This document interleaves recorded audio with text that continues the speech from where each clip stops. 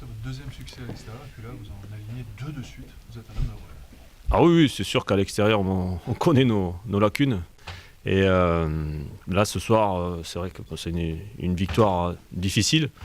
Un match un peu surprenant qui allait d'un côté et de l'autre. Je pense que c'est un match des occasions ratées, des deux côtés, hein, c'est sûr. Alors, je pense que c'est un match qu'on peut tuer, mais c'est un match où on peut prendre 2 buts aussi. Donc, très heureux du résultat ce soir, qui nous est favorable. Voilà, ça c'est le football. C'était certainement pas un très très grand match de football, mais pour nous, il est important.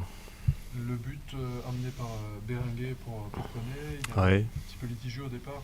Berenguer n'était apparemment pas à distance réglementaire sur ce coup franc qu'il contre. Vous avez vu l'action? Oui, il était passé devant nous, c'est une décision d'arbitrage. Il y en a d'autres, il y a eu d'autres décisions qui ont été un peu parfois surprenantes, mais voilà, ça fait partie du jeu. Un jour c'est eux, un jour c'est nous qui en profitons. C'est un petit peu comme ça. Voilà, bon, le coup franc a été joué rapidement. C'est quand même l'adversaire qui l'a joué rapidement. Hein, voilà. Donc voilà, c'est un fait de jeu. Je pense qu'il y en a eu d'autres qui auraient pu nous être défavorables, notamment la charge sur Baptiste René, qui est pas sanctionné. Moi, je suis surpris des fois de certaines choses. Mais voilà, bon, ça fait partie du jeu. Aujourd'hui, ça nous est favorable, on en profite. Vous vous relancez clairement pour le podium, vous vivez avec cette deuxième victoire à l'extérieur. Vous bonifiez face à Monaco lundi soir, évidemment. On se rapproche du maintien, donc on va dire ça. Et puis après, on a encore quand même pas mal de boulot, parce que quand on voit le match que l'on fait, il faut être réaliste. C'est un match difficile où on a quand même pas mal de lacunes encore à combler. Donc quand je vois les 3-4 premières équipes, on est encore un petit peu derrière. Donc il va falloir qu'on s'améliore. Effectivement aussi, à notre décharge, on avait quand même pas mal de soucis qui se sont accumulés entre les suspendus et les blessés sur ce match-là. Donc oui, on est content d'une chose, c'est qu'on va remplir notre stade contre Monaco, ça c'est sûr. Après, je pense que Monaco est une sacrée équipe et il faudra faire un gros match de coupe. Finalement, on comptait sur ce match-là depuis longtemps pour chercher à rétablir une situation, pour rendre une situation plus favorable pour nous. C'est donc forcément une énorme déception sur le résultat, parce que sur le match, il y a toujours forcément des choses à dire, hein, puisqu'on a perdu. Mais je pense qu'on a vu une équipe qui s'est bagarrée jusqu'au bout, qui s'est créé un nombre incalculable d'occasions. Dijon a eu les occasions de faire le break, ils les ont pas mises. Nous, on a eu l'opportunité aussi de revenir avant ces situations-là. Ça a été un match du coup assez serré, qui était assez spectaculaire, avec beaucoup de situations offensives de part et d'autre. Mais bon, nous, on doit s'appuyer sur le courage dont on a fait preuve. Par contre, il faut qu'on soit capable, à un moment donné, de mettre le ballon entre 2 poteaux et sous une transversale, parce qu'il y a trop de situations qui ne sont pas cadrées. Et quand elles le sont, forcément, le gardien en face fait les exploits qu'il faut, mais il y a trop de situations où on arrive à faire des décalages, où on arrive à se créer une opportunité, et ces situations-là, on frappe à côté. Donc, c'est des efforts pour rien. Et puis on est là tous à discuter. Enfin, vous m'écoutez parler, et moi je suis en train de vous dire qu'on a perdu. Donc la situation, elle s'améliore pas, et je dirais même qu'elle s'empire, parce que les matchs passent et on prend pas de points. Mais il faut compter sur nous pour continuer à combattre, pour continuer à faire des matchs pleins comme celui-là. Et il faut y rajouter l'efficacité offensive qui nous fait défaut maintenant depuis pas mal de temps. Je pense qu'on a une équipe qui a des contenus de match bien plus cohérents depuis maintenant 3 mois. Après, il faut de l'efficacité, il faut marquer des buts pour mettre l'adversaire en danger. Et là, trop souvent, on n'est pas suffisamment efficace.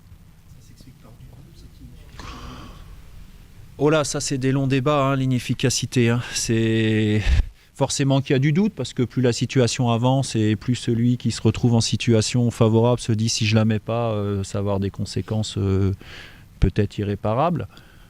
Il y a une question de maîtrise aussi de l'événement. C'est plus facile pour un joueur qui a 150 ou 200 matchs que celui qui en a une dizaine. Voilà, il y a plein d'éléments, mais sauf qu'aujourd'hui on est dans une situation avec les gens qui sont là et que cette situation, si on veut l'améliorer, il faut gagner en efficacité. Donc le doute, oui, mais le doute, comment faire pour l'enlever des têtes. Et ça, on cherche à donner des clés aux joueurs parce que psychologiquement, on a un travail à faire de ce côté-là. Après, c'est à l'instant T, au moment où le ballon arrive, avec la fatigue, le cœur qui bat à 150 ou à 160, une analyse de situation et un geste technique à réaliser. C'est ce qu'il y a de plus dur dans le foot. C'est pour ça que souvent les joueurs qui sont capables de marquer beaucoup de buts sont très chers. Je ne sais pas si vous avez remarqué. Il y a eu 2 mi-temps différentes. Non, je trouve pas. La première, forcément, parce qu'on était peut-être un peu moins... On s'est lâché un peu moins en première mi-temps, mais bon, vous avez Dijon en face de vous. Hein. Dijon, c'est pas n'importe quelle équipe. Et tactiquement, vous êtes obligé d'avoir une certaine cohérence aussi pour avoir une certaine sécurité.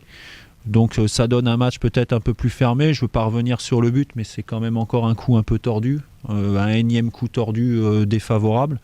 Alors après, on peut me donner les explications qu'on veut. Il y a quand même un joueur qui récupère un ballon sur un coup franc alors qu'il n'est pas à distance réglementaire. Donc moi, je veux bien qu'on me dise que notre joueur, et j'ai pas suffisamment bien vu, mais que notre joueur a tapé dedans pour lui faire prendre un carton. À la limite que l'arbitre tombe pas dans ce piège-là, je veux bien, mais que le joueur qui n'est pas à distance réglementaire puisse prendre le ballon et déclencher une contre-attaque, je trouve que pour une équipe qui venait de faire une faute, c'est quand même un gros avantage de donner. Voilà, mais c'est pareil, on est dans une situation qui va nous faire avoir ce type d'événement, et ce type d'événement, il faut être capable de le gérer. Donc je vais bien regarder comme je fais à chaque fois. Je me suis exprimé sur ces derniers temps sur, on va dire, la malchance en termes de décisions qui ont pu être prises contre nous. Je regarderai encore bien celle-là avec le plus d'objectivité possible. Alors le match ne se résume pas à ça, bien sûr. Mais quand même, j'aurais préféré que Tavares marque sur une des 2 occasions qu'il a, plutôt que de prendre un but comme celui-là. C'est quand même l'impression que rien ne va tout le monde entre les poteaux, les décisions un petit peu bizarres des arbitres. Non, mais rien ne va. Quand vous êtes dernier au classement, rien ne va. C'est comme en France, c'est la crise en ce moment, donc rien ne va. Et puis quand vous regardez un reportage sur des gens qui sont partis travailler à l'étranger, comme l'autre soir à je ne sais plus quelle émission, un complément d'enquête, je ne veux pas faire de pub, mais vous regardez complément d'enquête, vous voyez des jeunes qui partent en Australie et disent ici c'est plus facile parce qu'ici il y a une ambiance positive. Donc moi je ne vais pas sombrer dans le défaitisme parce qu'on est dernier. Bien sûr, quand on est dernier, on dit qu'il y a les arbitres, on dit qu'il y a plein de choses, mais enfin il y a peut-être aussi un peu nous, et que par rapport à ça, on a des choses à faire, on a des choses à améliorer, on a un état d'esprit à montrer, on a des valeurs de courage dont il faut faire preuve à chaque fois, et être capable de rebondir à chaque fois après chaque échec. Alors je vous avoue que c'est pas forcément évident. Mais jusque-là, on est tous d'accord pour dire que l'équipe est en progrès depuis 3 mois. Par contre, c'est sûr que ça ne se concrétise pas par des points, et ça ne se concrétise pas parce qu'on n'est pas suffisamment efficace devant le but. Mais ça, c'est aussi un autre débat. On l'a évoqué, je dirais, pendant un certain temps. Maintenant, ce n'est plus la peine de l'évoquer. De toute manière, on va dire que l'oiseau rare qui pourrait nous apporter ou nous sortir de cette situation-là, parce que très adroit devant le but, je ne suis pas sûr qu'on puisse en récupérer un d'ici là. Donc voilà, il y a des joueurs ici qui sont capables de marquer des buts aussi. Donc être capable de leur enlever le doute dans la tête, leur manifester de la confiance, continuer aussi à les inciter à faire plus, à aller chercher. Voilà. Et puis après, vous savez, il peut se passer beaucoup de choses. Il peut encore se passer beaucoup de choses. Nous, on doit avoir que ça en tête. C'est-à-dire chercher à transformer une situation qui est, pour la plupart des gens, irréparable. Donc, ok, les gens peuvent dire ça, et nous, on va chercher à montrer le contraire. J'espère qu'on y arrivera. Il y a un risque de ne pas y arriver, mais nous, on va tout faire pour y arriver quand même.